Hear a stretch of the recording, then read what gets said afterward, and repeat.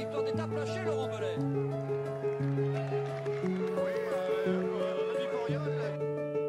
C'est gentil Thierry, pardon. Il fait pas de vélo le Thierry, hein, on voit bien. Il vient du foot le Thierry, on le voit bien, on le voit bien. Chute, chute, un coureur, Patrick. Un coureur est tombé dans le ravin, Patrick. Sur notre gauche, un coureur est tombé. Un coureur est tombé, il s'agit d'un coureur. Attendez, je vais regarder descendre de ma moto. Oui, je vais attendre. Je regarde bien Alex Zoule. Avec l'attaquant de Schleck, là, c'est Nibali, le premier à sauter dans sa roue. Frank Schleck est juste derrière. Et Alberto Contador qui vient de partir. Lance Armstrong est lâché. Lance Armstrong est lâché. Et il est littéralement appliqué, comme on dit, dans les milieux cyclistes, alors que tout le monde le passe. Bonsoir à tous les commissaires de course pour la sortie du dimanche décalée à lundi pour ce soir. Vous n'êtes pas nombreux à être dispo hier, mais ce soir on a une grosse équipe avec moi, Théo. Salut Théo. Salut Greg, bonsoir tout le monde. On a Sébastien. Salut Sébastien. Salut Greg et bonsoir à tout le monde. Et salut Grégory. Salut Greg, bonsoir à tous. Et bonsoir aux fidèles du chat, à Golap City, à Cofidis, à Baldusior, à Juba, Jubayova, etc., etc. Merci à tous d'être nombreux. Évidemment, on ne pouvait pas, vu le week-end qu'on a vu, le dimanche qu'on a eu, le beau Tour des Flandres qu'on a eu avec la victoire de Van Der Poel, le duel avec Pogacar, le surplace. Évidemment, on ne pouvait pas louper l'émission, donc voilà, on a essayé de trouver du monde pour ce soir. Avant de parler peut-être du cœur du sujet, on va peut-être un petit peu revenir sur le déroulement de la course on avait parlé dans l'émission de préparation de l'échappée matinale. On s'est posé la question, est-ce qu'il pouvait avoir un petit malin à l'intérieur qui puisse prendre suffisamment d'avance pour jouer un rôle dans le final. Finalement, ce n'était pas vraiment le cas, Sébastien. Non, et pourtant, il y avait matière avec la composition du groupe, puisque il y avait notamment Taco van den Horn, qu'on connaît bien et qui souvent va au bout. On se rappelle du Giro où il avait gagné, et puis également sur le Big Bang Tour l'année dernière. Donc en général, lui, quand il est devant, il va assez loin. Il y avait 9 coureurs, en fait, sous l'impulsion, si je me souviens bien, de Boaro, puisque les Astana, il y a eu plusieurs attaques dès le départ, pratiquement. Ça a mis quelques kilomètres, et très rapidement, un groupe de 9 est parti. Alors, il y avait quelques bons coureurs quand même, De Wulf, qui a fait quelques belles courses en début d'année. Il y avait plusieurs équipes de second rang aussi. Euh, la Sport baloise avec De Wilder. Il y avait quelques coureurs d'équipes françaises comme Tom Bolly de la Cofidis, également Luca Mozzato, le sprinter de BNB notamment. Voilà à peu près, j'ai pas l'ensemble des coureurs, mais ces coureurs-là, l'échappée a pu prendre jusqu'à 4 minutes 30 à peu près. Mais très rapidement, on a vu plusieurs équipes se prêter main forte mutuellement, notamment UAE, Alpecin, même Jumbo au début, et puis même Quick-Step, voilà, il y avait à peu près un coureur à chaque fois, et donc, contrairement à d'autres éditions, c'est vrai que ils ont pu se faire rattraper assez tôt, vers les 50 km de l'arrivée, alors que parfois, on a pu voir des échappées aller vraiment très très loin, pratiquement jusqu'à l'arrivée, quoi. Voire parfois gagner si on remonte à des années très très importantes, notamment le fameux 1992 avec Jackie Durand, mais on en était loin là. Effectivement, ça a roulé assez vite derrière. Finalement, les 4 minutes, ça ne suffisait pas. Et ça veut dire que la course a finalement été lancée assez tôt, Théo. Assez tôt, oui et non. On a eu, moi j'attendais plus de mouvements de course avant les vrais mouvements de favoris. Alors je sais plus exactement à combien de kilomètres de l'arrivée c'était, mais le premier mouvement de course ça a été, si je dis pas de bêtises, Ivan Garcia Cortina qui le lance de la Movistar. On a eu une vingtaine de gros noms à l'avant, mais c'est un groupe qui a jamais compté plus d'une minute d'avance. Je crois que le maximum qu'ils ont eu c'était peut-être 50 secondes. Et ils se sont fait rattraper quand les vrais favoris ont lancé les hostilités à 50 km de l'arrivée, dans le deuxième passage du Vieux Quarmont. Alors sur cette première partie de course, tu as une autre remarque à faire, Grégory, avant qu'on attaque le on va dire, le vieux Quarmont hein, de la soirée, le jour des débats. Tu as des choses à noter? Bah, je vais parler de celui qui animera plus tard justement le vieux Quarmont, c'est Tadej Pogačar qui a connu une petite frayeur en tout début de course puisqu'il est allé un peu au tapis et qui s'est blessé très légèrement. Enfin, tout ça pour dire que c'est pas forcément toujours évident de débuter un peu sur le round et qu'on a besoin d'expérience, mais plus de peur que de mal. Mais effectivement, les mouvements de course n'ont pas forcément été hyper rapides. Enfin, ils ne sont pas forcément faits très rapidement entre les principaux favoris. C'est vrai qu'il y a eu des attaques de second couteau, on va dire, qui se sont faites, mais une fois que ça a embrayé avec enfin avec ceux qu'on considère comme les gros favoris, toutes ces petites attaques qu'il y avait eu avant ont été vite mises un peu aux oubliettes et la vraie course s'est vraiment lancée justement à une soixantaine de kilomètres de l'arrivée dans le vieux Quarmont, là où Pogačar a vraiment secoué le cocotier, on va dire. Pour le coup, là, évidemment, là, enfin, on va insister dessus, mais c'est vrai, les accélérations de Pogačar, on y reviendra, que ce soit là ou dans le Paterberg, ça a été vraiment, enfin, quelque chose d'assez marquant. Les images, alors maintenant, des belles images hélico, etc., vues dessus, c'est vraiment impressionnant. Et donc voilà, première offensive, comme on en parlait, c'est vrai, alors vers, 50-60 km de l'arrivée, Sébastien? Oui, oui, oui. Oui, oui, on voit, enfin, c'est toujours dans le Vieux-Quaremont, enfin, c'est une partie où on voit très loin devant et on voit les différents groupes qu'on a indiqués tout à l'heure, l'échappée matinale qui est encore un petit peu devant, pratiquement sur le point d'être reprise par un groupe où il y avait Pedersen, Garcia Cortina notamment, etc. Et on voit ce qui est impressionnant, enfin moi je suis pas le seul, hein, ça a dû vous impressionner aussi, c'est la vitesse dont Pogačar va se faufiler sur le côté gauche, je crois que c'était du côté gauche quand on regarde, avec Asgreen qui est un des seuls à le suivre sur le vieux Quaremont et où d'ailleurs Asgreen le dit aujourd'hui, enfin j'ai vu une déclaration aujourd'hui où il dit je me suis cramé et Pogačar m'a entre guillemets massacré quoi. C'était très violent semble-t-il et très intense et j'ai vu aussi que Pogačar lors de sa reconnaissance il avait fait on l'avait dit samedi matin il avait fait les 105 derniers kilomètres et il a été boosté, il le dit, par le public. Ce lieu-là, pour lui, est un lieu mythique au niveau du vieux Quaremont. Il s'est toujours passé beaucoup de choses. On se rappelle d'une année, je crois que c'était dans cette partie-là où il y avait eu la chute Sagan avec Van Avermaet, Neisen, etc. contre les barrières, avec son vélo qui avait pris la Ouais. barrière et le vêtement d'un spectateur. Donc c'était impressionnant vraiment de le voir accélérer. Alors c'est pas sa seule accélération de la journée en plus, mais la première déjà était quand même assez meurtrière. Pour le coup, t'es surpris, Théo, de le voir dès le début aussi à l'aise sur un mont pavé ou ouais, tu t'attendais à ce qu'il attaque de cette manière? Alors surpris, oui et non. Alors surpris de le voir aller sur un mont pavé, non, parce qu'en soi, c'est pas un coureur qui est extrêmement léger, Pogačar, et il a de la puissance assis. Il a pas forcément besoin de se mettre en danseuse pour être puissant. Donc techniquement, il y a rien qui l'empêche d'être bon sur un mont pavé. Le vieux Quarmont, c'est plus long que le Paterberg, c'est peut-être la montée la plus longue de la course. Donc c'est une montée qui favorise quand même sa filière. C'est un bon puncher, Pogačar, mais sur un effort d'une minute, je pense qu'il est moins bon que sur un effort de, je sais pas combien c'est que Vieux Quarmont, mais ça doit être plutôt vers les 3 minutes.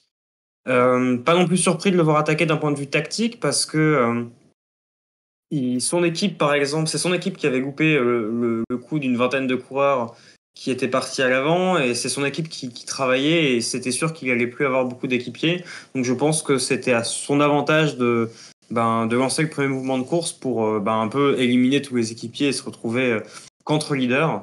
Petit mot aussi sur la réalisation lors de son attaque, je te trouvais ça. Alors je sais pas si c'est parce que les groupes étaient tellement resserrés qu'ils ont sorti toutes les motos, ou si vraiment le réalisateur est très talentueux, mais le fait de choisir la vue d'hélico pour son attaque et de le suivre et le voir limite zigzaguer entre le coureur du groupe de devant et les passer comme des motos, c'était vraiment un des moments marquants de ce round. Il y en a d'autres, je pense qu'on en parlera.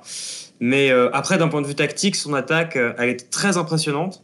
Elle a cramé un de ses principaux adversaires, Asgreen, mais au final, tout s'est un peu regroupé lors de la transition, avant le Paterberg et juste après. Attends, Golab City nous dit qu'il sait tout faire, c'est impressionnant, c'est vrai. C'est vrai que ça fait plaisir, Grégory, de voir un coureur de grand tour. Enfin, on en parlait samedi, mais avant la course, mais je trouve que c'est bien important de le répéter, que on a tellement connu des coureurs de grand tour qui ne préparaient finalement, qui ne faisaient que le Tour de France, que faire voir un vainqueur du Tour de France qui vient et qui a l'air de se régaler sur les monts pavés, ça fait aussi plaisir, Grégory. Oui, effectivement, ça fait plaisir. C'est vrai, c'est sûr qu'on se rappelle forcément de la préparation à outrance du Tour de France avec un certain Lance Armstrong notamment. On a vu plus tard Chris Froome, même si c'était quand même un peu différent et qu'il avait d'autres objectifs dans l'année, mais et on avait connu aussi Miguel Indurain essentiellement sur les grands tours, les contre-la-montre, mais pas du tout sur les classiques. Et du coup, ouais, ça fait plaisir de voir un coureur de grand tour qui vient un peu partout, qui vient sur les courses étapes d'une semaine, qui vient sur les classiques World Tour, les monuments, qui essaye en plus de mouiller le maillot, de jouer la gagne un peu partout là où il va. Et comme il a les watts pour ça, il est assez impressionnant. Il brille un peu partout où il va et il a des énormes facultés aussi d'endurance et ça en fait un coureur redoutable quand la course est lancée de bonne heure ou que la course est très longue. Et à côté de ça, même au niveau de son finish, il est pas du tout ridicule par rapport à des coureurs qui sont censés être plus rapides que lui. Maintenant, ça ne fait pas forcément tout et il peut aussi lui arriver de tomber sur plus rusé que lui, ou sur plus rapide. Enfin, mais quoi qu'il en soit, son palmarès commence à devenir impressionnant et je pense qu'il pourrait claquer quelques monuments quand même à l'avenir. Ouais, collègue Speedy qui compare évidemment avec Froome qui faisait Critérium Tour et peut-être un peu Vuelta. Et d'ailleurs, aujourd'hui, Pogacar, il a fait un tweet où il s'est entraîné sur les pavés. Ouais. Hein, Oui, donc, il était sur Paris-Roubaix, ouais. Il était sur les. Je crois que la photo, c'est à la tranchée d'Arambert, où on le voit en train de s'entraîner aujourd'hui, oui. il prépare les étapes. Alors, de là, la rumeur à ce qu'il fasse Paris-Roubaix, pour certains sur Twitter, évidemment, tout le monde maintenant commence à en parler. Mais je pense que c'est surtout. La tentation a été forte, alors en effet, ça circule là-dessus, mais bon, il changera pas Paris-Roubaix, mais c'est vrai que tout le monde s'est emparé de cette rumeur-là maintenant. C'est une tentation assez facile. Je pense que c'est pour s'entraîner pour les pavés sur le tour, surtout pour prendre des marques, à mon avis, plutôt que pour Paris. Mais bon, l'image était quand même sympa. Je vois qu'on n'aurait pas vu ça avec d'autres leaders sur le tour. On va revenir peut-être dans la course et le Paterberg. Et là aussi, on parlait d'images tout à l'heure, vue d'hélico. Pour moi, l'image il y aura le finish dont on reparlera, mais une des images, ça sera ce duel dans le Paterberg. Alors, je sais pas ce que vous en avez pensé. Mais alors moi j'ai trouvé ça, et quel moment de plaisir ce duel où on voit entre Pogacar et Van Der Poel, là où ça se bat, on a, centimètre par centimètre, on a l'impression avec Van Der Poel il pédalait avec les oreilles, les épaules et tout ce que vous voulez pour pas se faire décrocher, Théo. Ouais, je pense qu'on parlera de moments, parce qu'ils ont eu un moment en trio où moi personnellement j'ai plus vibré, mais c'est parce que je suis un irrémédiable chauvin. Mais oui, cette image pour moi, c'est ça l'image du round, c'est Pogacar qui vraiment sentait, et je pense que Mathieu Van Der Poel savait aussi qu'il était le plus fort, qui réussit pas à se débarrasser de Van Der Poel dans le vieux Quarmont, et qui met tout dans le Paterberg. On voit que Van Der Poel se met à sa hauteur, un peu pour le toiser, pour le côté psychologique. Pogacar gagne centimètre par centimètre. Et ensuite, on voit qui prend même 1 mètre, 1,50 m. Alors moi, je suivais sur Eurosport et t'as Durand qui s'exclame « Ah, il le sort de la roue, il est parti !» Et là, Van Der Poel, je pense qu'il remet 1 ou 2 dents. Il se met à 20 tours par minute, vraiment une cadence très, très, très lente. Et il pédale avec tout, avec les oreilles, avec le cou. C'était magnifique. Vraiment, c'était magnifique. On voyait que vraiment, il était allé au bout. Et j'ai l'impression qu'en 3-4 secondes, j'ai eu deux opinions totalement contraires. J'étais sûr que Pogacar avait gagné. Et tout d'un coup, après, en voyant Van Der Poel s'accrocher comme il s'est accroché, je me suis dit, Pogacar ne le lâchera pas. Van Der Poel, il s'est fait avoir l'an dernier par Asgreen. Cette année, il ne se fera pas avoir. Et c'est gagné pour Van Der Poel. Ah mais, c'est vraiment la beauté du truc, quoi. C'est comme ça se joue à quelques centimètres, à quelques secondes, là, Grégory. où voilà, le retour de Van Der Poel, il met vraiment tout, il roule sur le bas-côté, il va de gauche à droite. Un il met- écart. Il y a un petit écart à un Ouais, moment donné. Oui. Il y a un petit écart. Ouais, voilà. tout à fait. Il y a un écart. Enfin, à un moment donné, il a essayé de prendre vraiment le bas-côté, et l'extrême limite du bas-côté. Il a manqué de partir à la faute. Et enfin, on connaît quand même ses talents d'équilibriste. Il a quand même parvenu à sauver la situation et il a quand même recollé à Pogačar, mais c'est vrai que l'impression qu'il était vraiment en train de tout donner, Van Der Poel, ça se voyait vraiment de très loin. On sentait qu'il était complètement à bloc, limite à 110% dans ce passage-là. Et oui, c'est sans doute le fait qu'il ait réussi à résister, c'est sans doute là qu'il construit principalement sa victoire, même si le finish, on pourra en reparler après, mais clairement sur ce passage-là, il a construit une bonne partie de son succès, mais clairement ça a été un sacré duel dans cette partie de la course. Voilà. Il est peut-être temps de parler peut-être justement de la fin. Donc finalement, Pogačar et Van Der Poel qui se retrouvent à l'avant.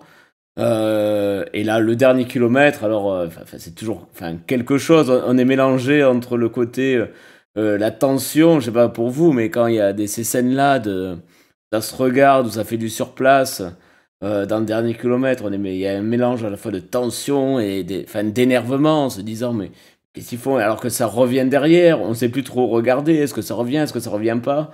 C'est toujours des moments très particuliers dans le vélo, Sébastien. Et oui, et ça me fait penser, même s'il y avait un peu plus d'écart à l'arrivée, ça me fait penser. Il a refait un peu 2020 parce qu'en 2020, il y avait, c'était pareil avec Van Aert quand ils arrivent tous les deux.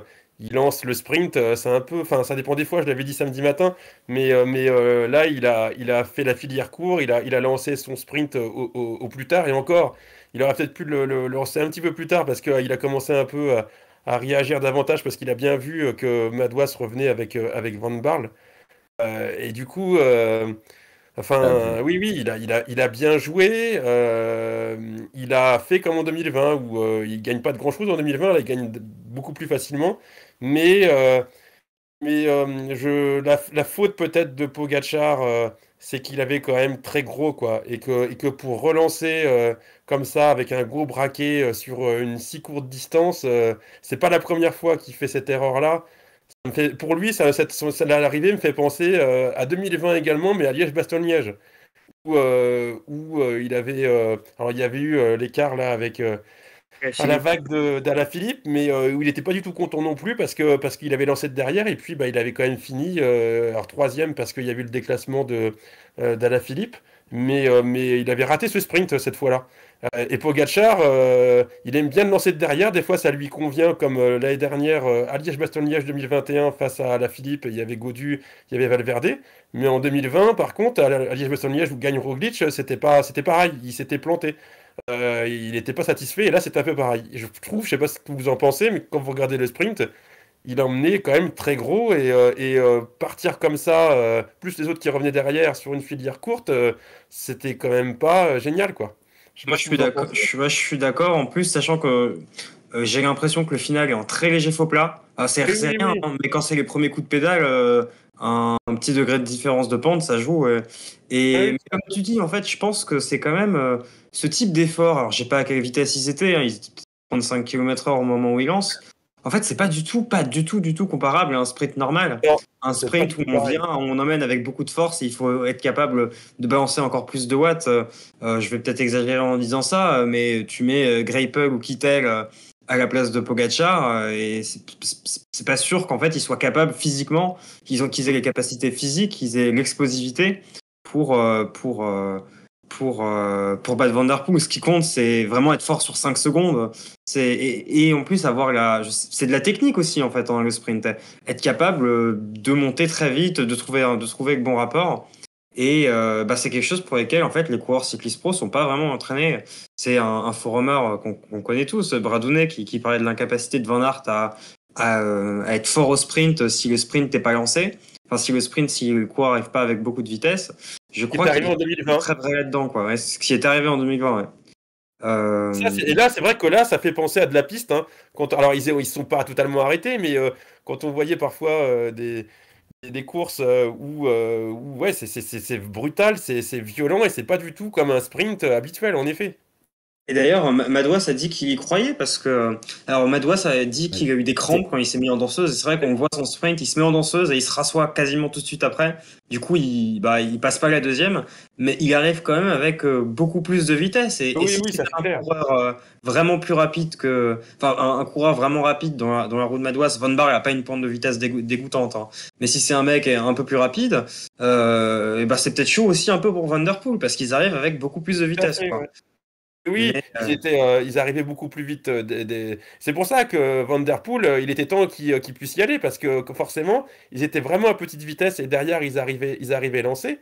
Et ça, le sprint, c'est quand même pas évident, parce que des fois, on le voit dans les sprints groupés, massifs aussi, où un sprinter qui est trop bien placé devant et puis qui après freine pour pouvoir repartir, c'est très compliqué et souvent, bah, le sprint est raté. Et là, c'est pareil, même en petit comité, d'être comme ça, pratiquement à l'arrêt et de relancer avec une bracasse entre guillemets qui était quand même assez forte pour Pogacar. Moi, c'est là que je pense qu'il fait l'erreur, hein. et aussi le fait de se faire enfermer, quoi. Si par exemple Madouas et Van Baarle arrivent à passer Van Der Poel des deux côtés, Van Der Poel peut pas sprinter, quoi. Et c'est peut-être Van Baarle qui gagne. Et ça se joue à il a pris la décision, bah voilà, la bonne demi-seconde, le bon tiers de seconde assez tôt pour pas se faire enfermer au moment où ça part. Mais vraiment, Il était temps pour Van Der Poel, oui, il était temps, c'était vraiment la dernière limite, C'est parce limite, que lui hein. pouvait être piégé également. Très limite, qu'est-ce qu'on pense, Grégory? Parce que tu n'as pas donné ton avis sur le Non, sprint. mais, je pense que vous avez très bien résumé et que c'est vraiment le sprint enfin, le moment où Van Der Poel choisit de lancer le sprint, c'est vraiment le dernier moment possible en fait pour remporter la victoire compte tenu de ce qui se passera juste après avec Van Baarle et Madouas. Vraiment, il fallait pas du tout attendre plus. Même si au final il réussit à rester devant et il sort un sprint où il s'impose finalement relativement facilement, mais clairement à quelques dixièmes de seconde près, c'était plié et il se faisait passer, peut-être enfermer lui aussi comme Pogacar et le résultat aurait pu être tout autre, mais justement Van Der Poel a su quand même bien manœuvrer et s'est bien offert cette belle victoire. Maintenant, c'est clair que Pogacar sur le sprint, il peut s'en vouloir clairement et non seulement, enfin techniquement, il n'a pas forcément été super sur le sprint, mais en plus, il aurait pu avoir une autre stratégie tout simplement sur ce sprint. Mais après, c'est un grand champion et c'est vrai qu'il a certainement la mentalité qui va avec. Donc c'était peut-être tout pour la gagne. Et puis, si on se fait piéger, on va dire limite, tant pis et on reviendra l'année prochaine peut-être. Les surplaces ce sont souvent à double tranchant, hein, est-ce qu'on est toujours assez lucide pour à la fois gérer l'effort, la pulsation, le bon braquet? Ça doit vraiment être le moment où on a du mal à faire, à mon avis, tomber les pulsations, il y a le stress, etc. C'est toujours très particulier. Au passage, merci au nouveau follow, Mathis Bro, Ndep44. Alors, enfin, voilà. Goal Absoluti nous rappelle la régularité de Van Der Poel sur la course. Avant ça, j'aimerais bien que Théo nous raconte comment il a vécu le moment où il voit Madouas gagner. Ah, est-ce que je peux Vas-y, c'est ton moment, vas-y Théo. Est-ce que tu veux que je décrive le moment où j'ai vu Madouas gagner ou un peu toute la course de Madouas et les montagnes russes que c'était? Peut-être après on parlera de la groupama en général. Donc d'abord, raconte-nous ton sprint, le moment où tu as mordu l'oreiller, où tu as... J'étais j'étais un peu en train de râler parce que il compte Van Baarle en fait, parce que Madouas mène Van Baarle et dans ma tête je me disais mais Madouas, Yacoum derrière, dis à Madouas que Yacoum derrière, dis à Van Baarle que Yacoum derrière, que t'es fatigué et laisse Van Baarle mener. Et j'étais là en mode il est bête, en plus il fait des zigzags, il perd du temps un peu. Et il y a cet instant magique où tu passes ils sont pas loin de rentrer, mais ils font pas faire le sprint en même temps, donc c'est terminé, où tu te rends compte qu'ils rentrent dans la même image de l'hélico, qu'ils sont vraiment juste à côté. Et je sais pas si vous êtes fait avoir comme moi, mais de face, à un moment donné, en fait, on voit Madouas qui passe à côté de Van Der Poel et qui est vraiment, il a pas sa roue devant, mais il est vraiment pas loin devant.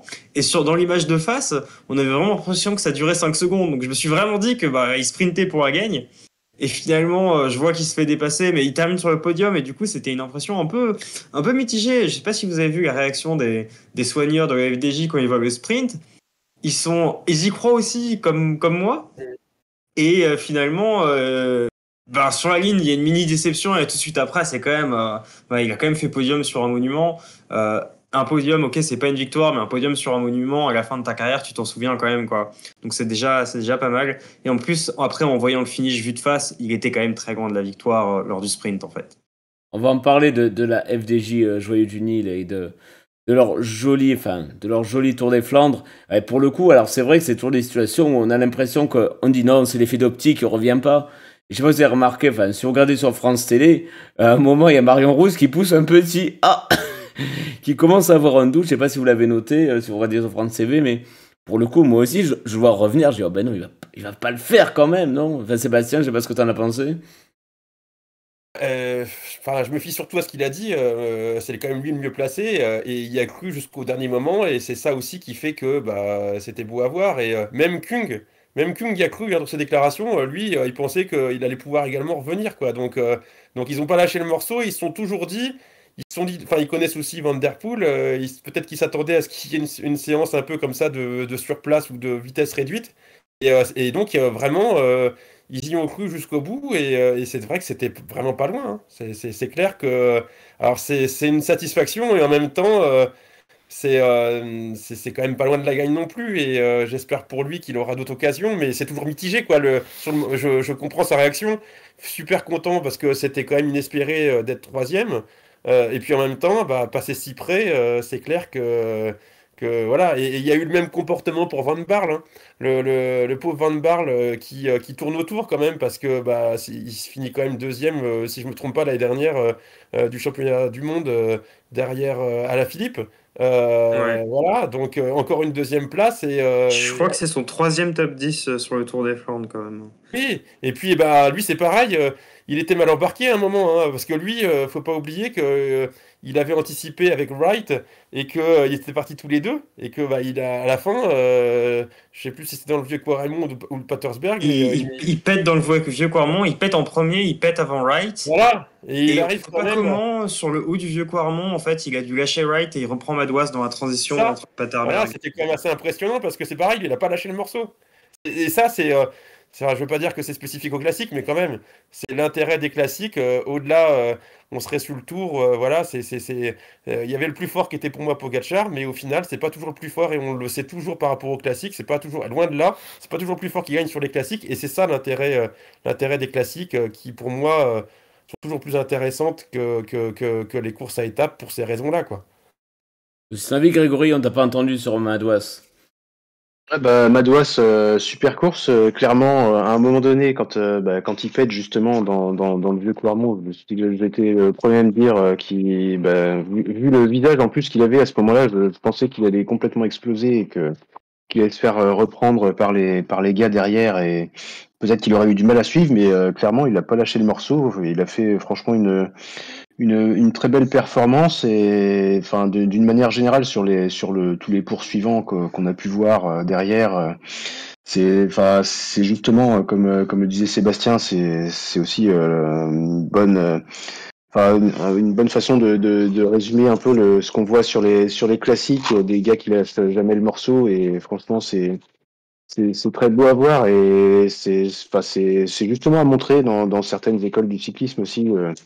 Ce type de comportement, enfin, on voit souvent sur d'autres courses justement des coureurs qui, dès qu'ils sont lâchés, ont tendance à baisser les bras complètement et finalement être rattrapés ou être très loin du compte. Et alors qu'au final, tant que la ligne d'arrivée n'est pas passée, il faut peut-être et même sûrement se battre. Et il est possible parfois de revenir sur la tête et voire même de jouer la gagne. Là, il manquait vraiment pas grand-chose pour Van Baarle, pour Madouas, même pour Kung et Teuns qui étaient pas loin du compte non plus. Et ouais, clairement, c'est une belle performance pour Madouas. Beau tir groupé de la Groupama FDJ qu'on n'attendait pas forcément à pareille fête sur le round. Et c'est une bonne manière pour eux de relancer un peu leur leur saison au pluriel, on va dire, sur les classiques. Et franchement, c'est un bon résultat d'ensemble pour eux, clairement. Justement, Ils font une très bonne campagne. Voilà, Ils font une très bonne campagne quand on voit les courses préparatoires.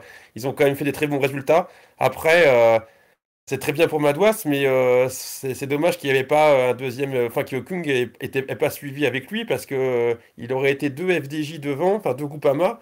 Ils auraient pu avoir le surnombre et faire un peu comme faisait Quick-Step par le passé, c'est-à-dire vers la fin, pourquoi pas en faire partir un devant, etc. Et puis, alors c'est facile à dire, hein, mais Kung, c'est bizarre qu'il devait être mal placé. Enfin bon, après ça. Non, alors là, je suis pas d'accord. Il est pas mal placé. Enfin, je pense que pour ça, faut qu'on reparle de comment la course s'est déroulée. Et en fait, c'est parti dans le Koppenberg.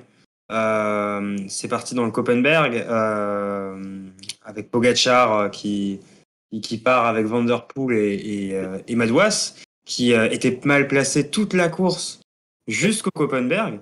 Et il a eu de la chance qu'il n'y ait pas eu de grosse chute où il était pris derrière et qu'il ait perdu du temps. Il a dû boucher des trous, il a perdu de la force, mais rien de rédhibitoire. Au pied du Koppenberg, je crois qu'il était deuxième. C'est parti dans le Koppenberg. Le Koppenberg, c'est extrêmement pentu. Et pour un coureur aussi lourd que Stefan Kung, c'est pas possible de suivre des mecs comme Van der Poel, comme Pogacar, même comme Madouas, sachant que Kung, c'est un bon puncher, entre guillemets. Il est fort sous des efforts de 1 ou 2 minutes, mais c'est pas non plus le meilleur mondial. Et son rapport poids-puissance, là, le désavantage vraiment, ça doit être un des mecs le plus lourd. Il n'a jamais été aussi fort que cette année, en tout cas sur les monts, il le dit lui-même. Le Tour des Flandres, c'est pas vraiment une course qui est faite pour lui de base. Hein. Lui, c'est vraiment le coureur pour Paris-Roubaix, quoi. Il n'a jamais fini dans les 40 premiers avant, parce qu'il a eu des pépins aussi, une année où il avait été malade, une année où il avait aussi des problèmes mécaniques, il avait eu pas mal de... Et là, il fait un très très bon résultat. Mais ouais, peut-être que je fais une erreur, je le voyais mal placé sur le Koppenberg. Je crois qu'il n'est pas exceptionnellement placé, mais je pense que c'est les lois de la physique, quoi. Et ça se voit d'ailleurs sur le...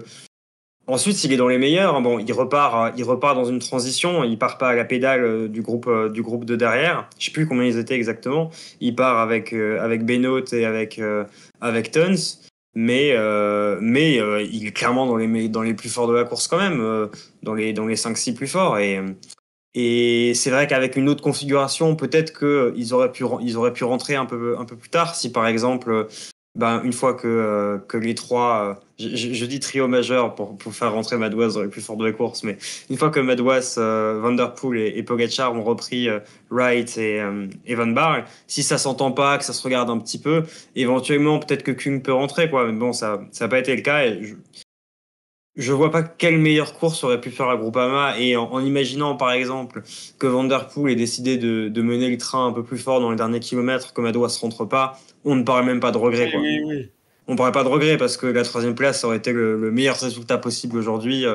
Je pense que ils ont déjà gagné des monuments, la Groupama, avec Thibaut Pinot et avec Frédéric Guédon, avec Arnaud Démare, mais collectivement, enfin, je veux dire, c'était avec Ineos et même c'était l'équipe la mieux représentée, quoi. Et ça, quand tu vois le début de saison de l'équipe, c'est pas inespéré, mais c'est vraiment c'est incroyable, quoi. Il faut le souligner quand même. Et comme je le disais tout à l'heure, le GAC, Genietz, faut pas oublier qu'en plus, eux, ils étaient au charbon déjà à 100 km de l'arrivée et ils étaient encore là à la fin.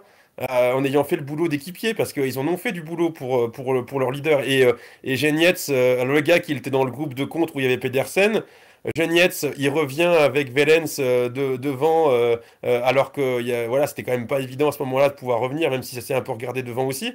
Donc ils ont quand même fait, ils ont aussi brûlé des cartouches devant et ils étaient encore là à la fin, ouais.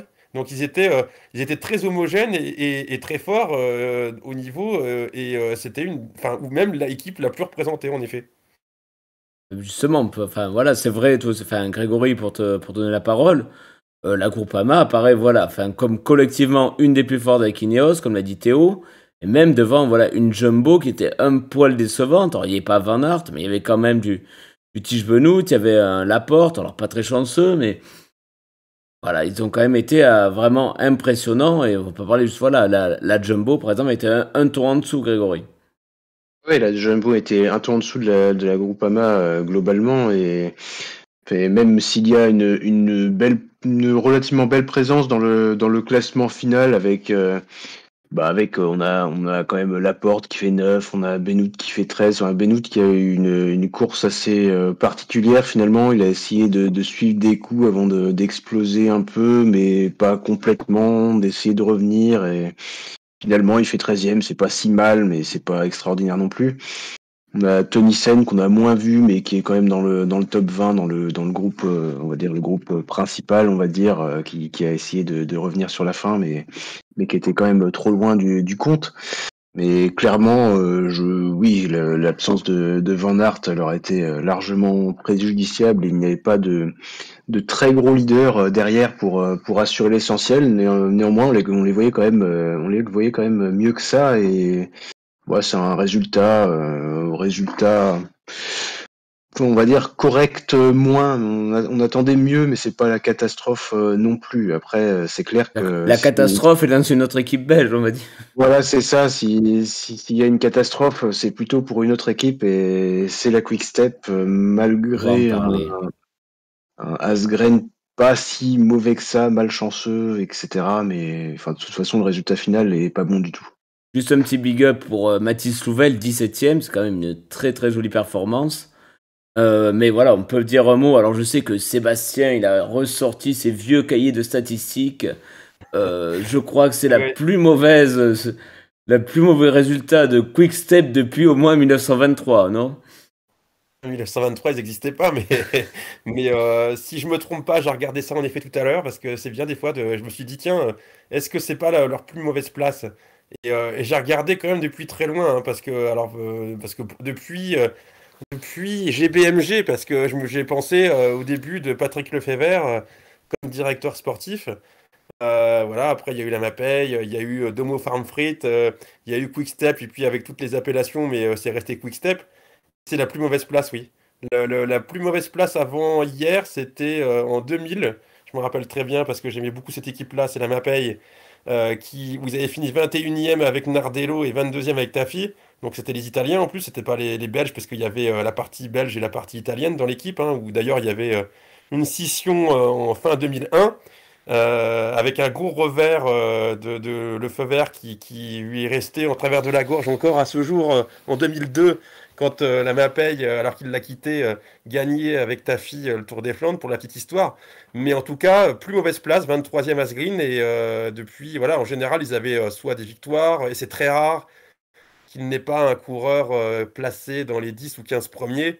Et en plus, ce qui était fort, c'était le roster de toutes ces équipes-là, puisque il y avait Mousseou, après il y a eu Bounon, etc. Mais il n'y avait pas que, hein. Ils ont gagné avec De Volder, ils ont fait des places aussi avec Chavanel, deuxième.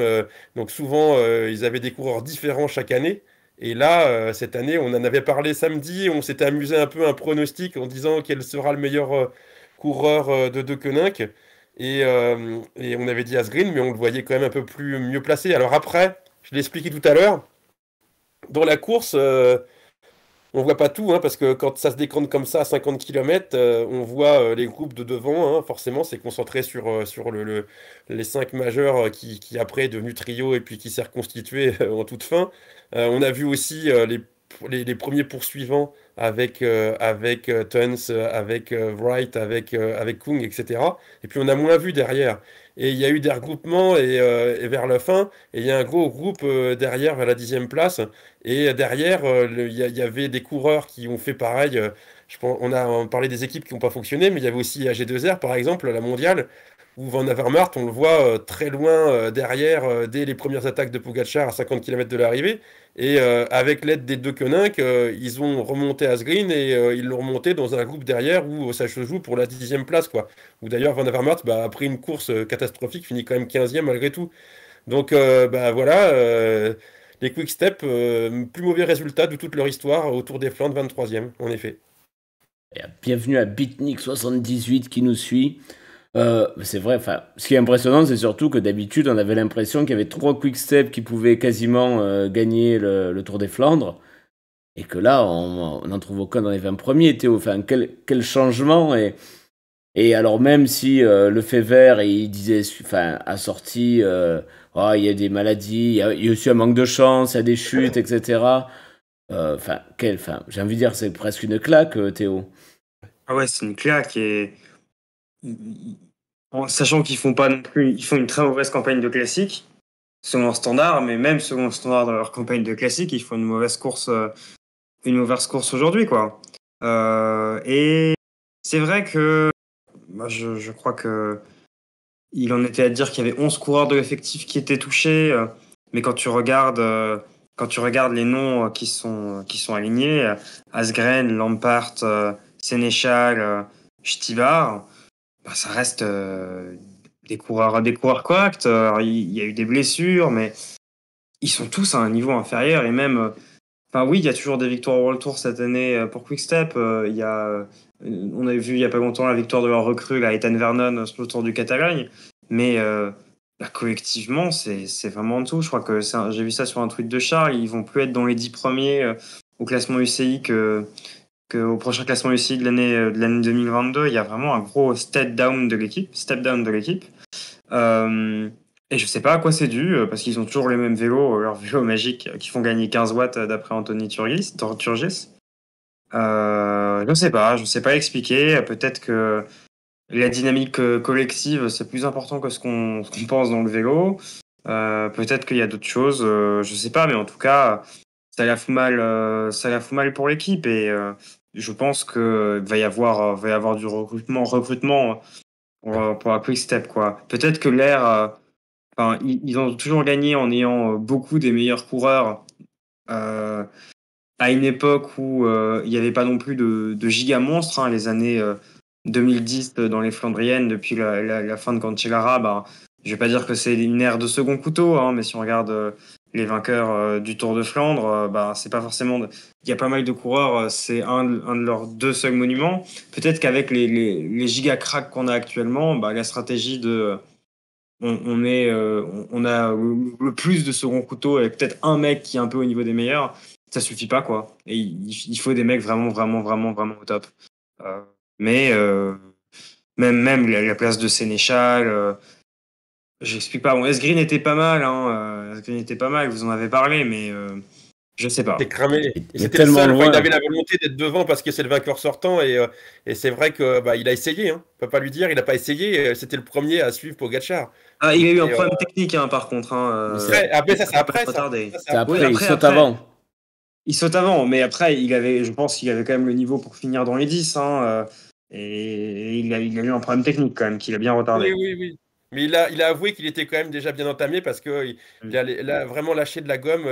Il semble-t-il, il a été honnête dans ses déclarations en disant au-delà de ça, j'étais quand même bien entamé parce que il le dit lui-même, hein, j'étais cramé l'accélération était meurtrière de Pogacar et voilà. Enfin, c'est vrai, là aussi, Grégoire. Après, en effet, peut-être que pour expliquer un peu la Quick Step, il y a peut-être des coureurs ouais, un peu en bout de route quand même aussi. Stibar, il est quand même pas très jeune, je crois qu'il a 36-37 ans. Alors Asgreen, il est beaucoup plus jeune. Lampart, il est entre les deux, mais il y a peut-être une filière en effet. Alors il y en a qui expliquent aussi parce que maintenant l'équipe est orientée plus au niveau des tours. Ça, non, la culture, le Pas la Fever, culture, non. c'était toujours les classiques avant tout. Hein. Donc là, je pense que ça a dû quand même. Alors on verra, mais. L'année dernière, ils avaient fait un bon printemps, mais à l'automne, à Paris-Roubaix, c'est pareil. Hein. Alors, il y avait les circonstances de course, la pluie, tout ça, mais Alors, ils n'avaient pas dernier, été ouais. non plus très bons hein, à L'an Paris-Roubaix. dernier, ils ont une défaillance technique à Paris-Roubaix. Ils ont essayé de rouler plutôt qu'avec Boyau ou plutôt qu'avec du tubeless. Ils ont eu un mélange chambre en latex sur pneus et ils ont tous eu des crevaisons. Ils ont tous crevé. Là, c'était vraiment une faute matérielle pour l'an dernier. Sénéchal, j'ai entendu, lui, il parle qu'il il a eu des crampes à l'estomac. Et enfin, voilà ce qu'il dit, en tout cas, pour la petite histoire. Lors de ses déclarations, il expliquait ça comme ça, en disant que ça allait vraiment pas du tout et qu'il n'avait pas moyen de pouvoir faire plus, quoi. Ah oui, enfin, le Fever en parlait de beaucoup de coureurs malades, mais ça suffit pas, Grégory, pour ce changement. On avait l'impression, les impressions qu'ils étaient invincibles et qu'ils pouvaient faire un top 3, gagner, des coureurs différents pouvaient gagner tous les monuments pavés ou toutes les classiques pavés.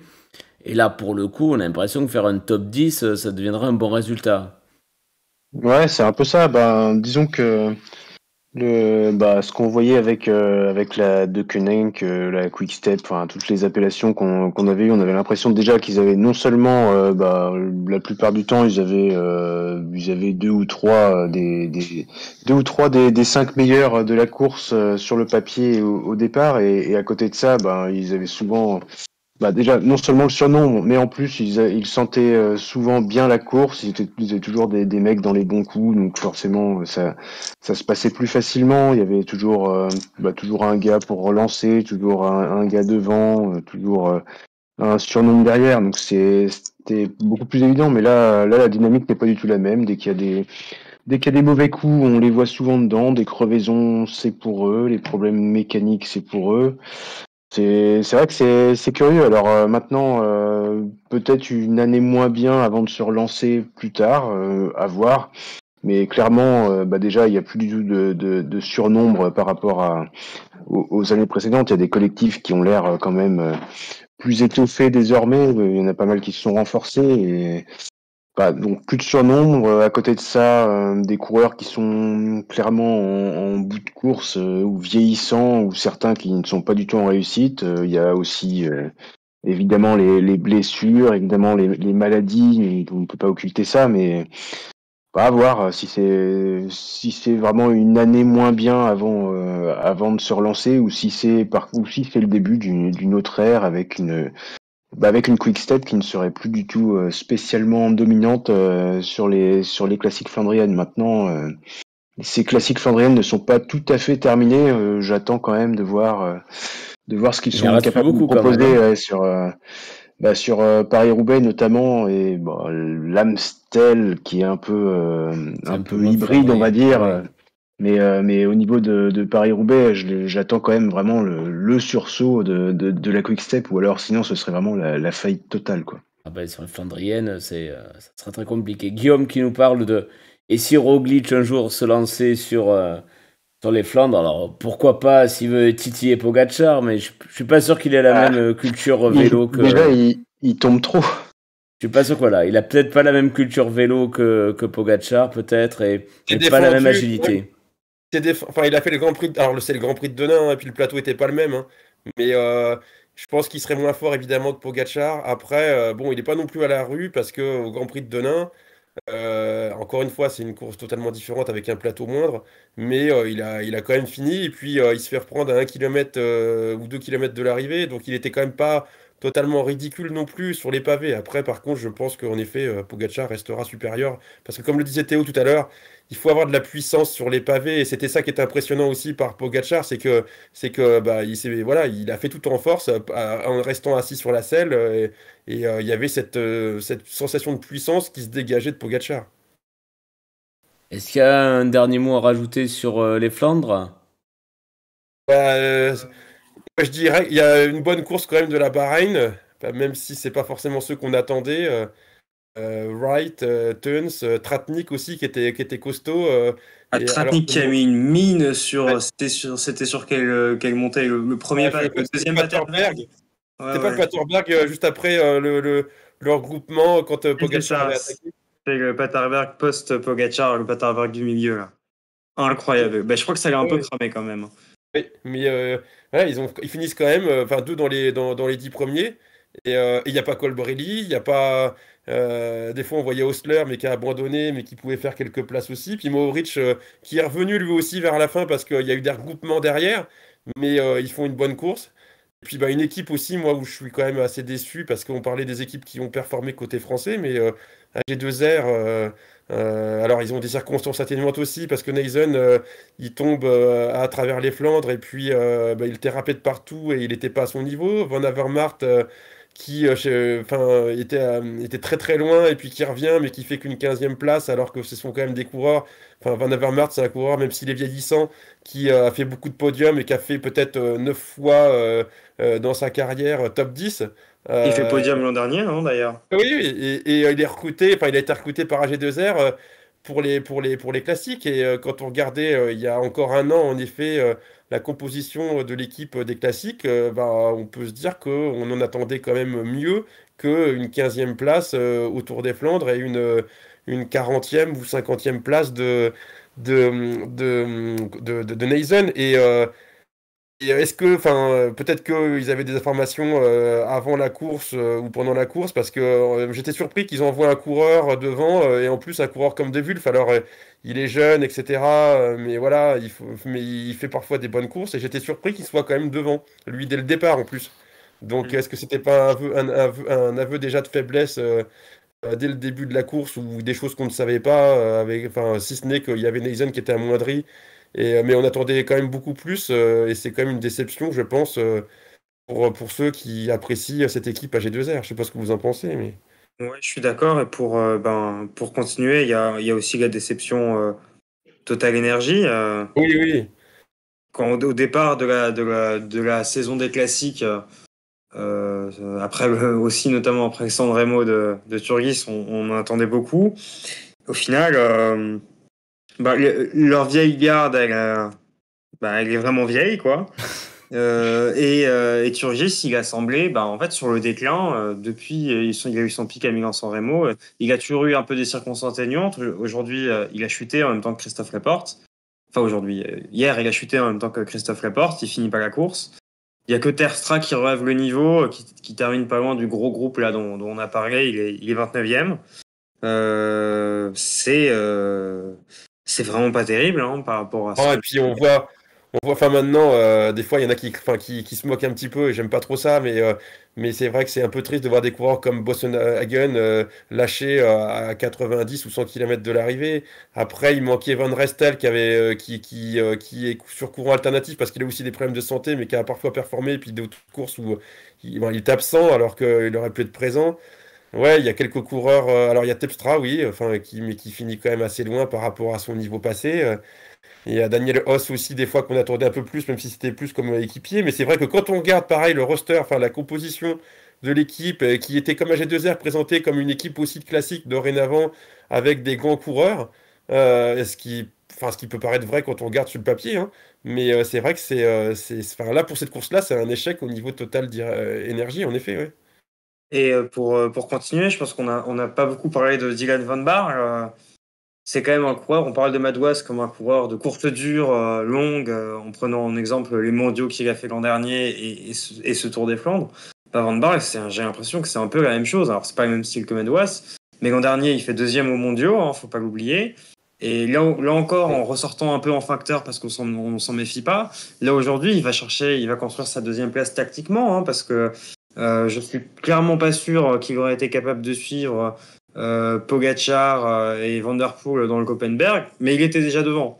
C'est un mec, j'ai l'impression, on s'en méfie pas trop, on le laisse sortir, et c'est un formidable rouleur. Il avait gagné à travers la Flandre l'an dernier comme ça. Pareil, il avait fait pareil. Il est sous-estimé, il avait fait pareil, il était parti comme ça et on l'avait pas revu. Donc oui, il est très sous-estimé ce coureur-là. C'est quand même un sacré coursier, quoi. Ouais, et puis il est sur tout type de... Enfin, il est bon aussi en montagne, je veux dire, faut voir le boulot qu'il a bas aussi. Rappelez-vous, certains Tours de France pour Sky, après Ineos, on le voyait rouler dans l'école, on l'a vu, je me demande s'il n'avait pas gagné une étape ou pas loin de gagner une étape sur un Dauphiné libéré. Alors c'était pas l'étape la plus montagneuse, mais oui, je m'en rappelle. Oui, il est bon aussi, il est pas bon que sur le... Enfin moi, il est bon en contre-la-montre. Alors, sans gagner, il fait quand même des bonnes places. Il est assez polyvalent, ce coureur-là, hein. En effet, il gagne, il mérite à ce qu'on parle plus de lui. Parce que moi, je vois dans ma tête, dans mon esprit, des images où je le vois dans les 40 meilleurs dans l'école, quoi. Même plus, hein, même davantage. Ouais. Et je voulais aussi faire un petit point à Caillon, un petit point à Benjamin, en parlant de Mathis Louvel. Alors, on a beaucoup parlé, mais je pense qu'on n'a pas cité son nom depuis le début. Moi, j'ai dit, mais tu n'écoutais pas. Ah, pardon. Non, désolé. Non, mais... j'ai limite l'impression que sa course est mal payée, parce que il était même ressorti derrière Kung à un moment. Il est quand même très, très impressionnant. Alors, c'est pas sa première saison de classique, il découvre pas, mais quel coureur, quoi. Belle campagne, quand même. 14e du Het Nieuwsblad, 19e à travers la Flandre, 17e du Ronde. C'est déjà solide avec d'autres belles classiques, notamment en Espagne et même. Espagne aussi, oui, il a bien performé. Ouais, il est quand même très solide. Ça pourrait être un bon leader pour l'équipe Arkea dans les années à venir sur les Flandriennes, ouais, clairement. Il y avait, pour aussi, parce que samedi matin, Greg en avait parlé, Amaury Capiot a fait aussi une bonne course, hein. Il était là, hein, il était là, parce que Ah, ça me fait penser un peu aux surprises, là. Il n'était pas du tout à la rue, hein. Il était bien là, hein, bien présent. et d'ailleurs, chez Puis les féminines, Connor j'ai Swift trouvé. aussi, qui a fait une superbe course aussi. Il était dans le groupe, il finit quand même pas si mal que ça non plus. Donc, ce sont des coureurs qui étaient présents. Tu parles des bons pronos, mais j'avais parlé de Capio, j'avais aussi parlé des féminines. J'avais dit. J'avais Bravo. parlé bah oui, le talent, mais on en parle, sinon on va se faire engueuler sur le chat si on parle pas des féminines. De l'autre Kopecky, avec, j'avais donné Balsamo 2, non, Balsamo et Kopecky. Donc pour une Tout à fait. fois, je ne suis pas trop loupé. Grégory, est-ce que tu as un mot à dire, un coureur que tu as noté avant Alors je vais me remettre sur les bons rails, on va dire, et hop. Mais enfin, on en a parlé vite fait, mais Fred Wright, vraiment très bonne révélation. C'est vrai que je pense qu'il n'y a pas grand monde qui misait sur lui dans le top 10. Alors après, peut-être justement parler de Tom Pidcock qui a été un peu juste et qui a peut-être encore, déjà, je pense qu'on parlait de son poids, notamment sur France TV, pour expliquer peut-être les problèmes dans les monts Flandriens, mais à côté de ça, il y a aussi des problèmes d'estomac qu'il a connus apparemment, et je pense qu'il est peut-être pas forcément à 100%, même s'il a été efficace sur à travers la Flandre, mais c'était quand même le niveau au-dessus, donc c'est peut-être ce qui explique un peu cela, mais ouais, sinon il y a pas mal de coureurs derrière qui étaient un peu qui ont essayé des choses sans forcément réussir, et pour l'un d'entre eux, notamment chez Movistar, Ivan Garcia Cortina, je pense que ça fait quand même des années qu'on le voit essayer de faire des choses, et ça fait des années que ça marche pas trop. Et c'est vrai que c'est dommage. C'est un coureur qui aurait pu éventuellement percer sur les classiques, et malheureusement ça se passe pas si bien que ça, et on a Confirme pas. Non, ouais. Il ouais, avait signé chez Movistar pour apprendre à courir. ouais, Il aurait mieux fait de signer chez Jumbo. en tout cas il est pas mal Il était à chez contre. Bahreïn avant. Il était Ouais. chez Bahreïn avant. Il était chez Bahreïn où il avait fait une échappée aussi devant. On l'avait vu sur je sais plus quelle année au Tour des Flandres où il avait été assez loin dans l'échappée. Et puis pour Fred Wright là, il est très jeune. Et par contre, c'est pas sa première perf quand même, hein, parce que l'année dernière, moi je me souviens de l'Eneco Tour où il avait fait une bonne course et il avait été devant dans la dernière étape qui se terminait tout en haut enfin avant la Chapelle, mais à Grammont. Je crois qu'il avait fini dans les 5 ou 7 huitièmes quoi, en haut. Et du coup, il avait des habilités déjà, quand même, une habilité assez particulière et assez. Et voilà, il avait laissé entrevoir des bonnes choses. Et là, en effet, bon, l'attendre à ce niveau-là, quand même, non. Mais il avait quand même fait voir certaines velléités pour les pavés avant cette course. Et il avait fait un très bon championnat de Grande-Bretagne aussi. Bon, il fait deuxième derrière Hayter. Et c'était vraiment une course de bourrin avec c'était Ouais. plutôt plat, quelques montées, et tu avais une montée très très très raide. C'était un petit Pavé, euh, pavé, ouais. ouais, pavé. Et il avait été très costaud. Et moi, au début, je pensais que c'était un sprinter. Et en fait, tu vois que là, c'est un mec qui a un gros moteur, une bonne pointe de vitesse, mais surtout un gros moteur, quoi. Ouais. Bien, messieurs, est-ce qu'il y a quelque chose à rajouter, vous, sur ce Tour des Flandres? Rapidement, donc, cette semaine, il y a le début du Pays Basque. On a vu aujourd'hui, alors je sais pas si vous regardez un petit contre-la-montre d'un prologue, pardon, de 7 km, où on a vu enfin, un gros duel quand même entre Evenepoel et Roglic qui gagne. Alors Evenepoel avait déjà été impressionnant, mais alors Roglic il passe derrière, encore plus costaud, ça promet. Grave, et du coup, petit contre-la-montre prologue, mais pour le coup, au niveau des écarts au classement général dès la première étape, c'est comme si ça avait été un contre-la-montre classique, on va dire. Ah ouais, il y a des coureurs qui ont pris cher quand même, hein. Guita, par exemple, enfin, qui a gagné le Tour de Catalogne quand même, hein. Je sais plus si c'est 45 secondes ou quelque chose comme ça. C'est pas le seul en plus, mais enfin, je pense particulièrement à lui. Et puis il y a, mais en effet, oui, j'ai pas vu les images, donc, mais j'ai suivi quand même ça de loin en regardant un peu les temps et ouais, c'est l'impression que ça m'a faite, ça, c'est que on s'est dit, bah Evenepoel, il a fait un superbe temps et puis bah on se dit, bah c'est super et puis après bah Roglic qui fait encore plus fort. Donc voilà, mais c'est sa course à Roglic, hein, le Tour du Pays Basque, il adore cette course-là. Donc voilà, et puis il a une bonne équipe. Après, il y a un beau tir groupé aussi des Ineos quand même, avec Thomas, Yates et puis Tulette, Martinez. Enfin, il y en a 4 dans les 11 premiers. Donc à voir, je sais pas, j'espère qu'ils vont jouer stratégiquement, peut-être pour la suite, même si ça va surtout se décanter et se jouer sur les 2 derniers jours.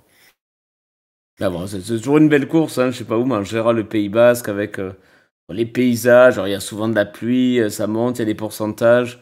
Donc course à suivre, mais pour le coup, ouais, moi aussi je suis d'accord, Roglic a quand même été super costaud.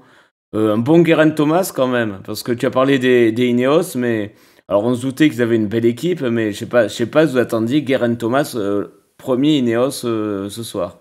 Pas du tout. Ça joue pas à grand-chose, mais oui, il est juste devant, parce qu'il est dans la même seconde, enfin il est dans le Ouais, même juste temps à la même que... seconde, ouais. voilà.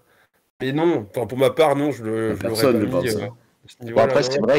c'est vrai qu'il montait plus ou moins en puissance progressivement, mais c'est vrai qu'on a l'impression que c'est quand même, c'est quand même le vieux briscard qui programme son pic de forme, mais qui aura vraiment un pic de forme qui va pas durer bien longtemps dans l'année. Donc, à voir quand est-ce qu'il aura lieu, justement. Mais enfin, après, ça reste un contre-la-montre de 7 km 5. Il est pas trop mal, il n'est pas été trop mal aujourd'hui, mais je suis pas encore sûr que ce sera du grand Geraint Thomas sur toute la semaine. Il faudra vraiment vérifier. C'est un Roglic, on dit 8 victoires sur 8 contre-la-montre en Espagne pour Roglic, appelez-le El Roglito.